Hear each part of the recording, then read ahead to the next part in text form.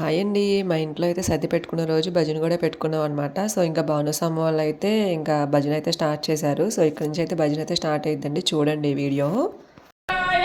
దిగంబరాయ తస్మై నగారాయ నమః శివాయ శివాయ తాండవ భవాయ తాండవ శివాయ తాండవ భవాయ తాండవ శివాయ ఆనంద తాండవ నటరాజ ఆనంద తాండవ నటరాజ నటరాజ నర్తన సుందర నటరాజ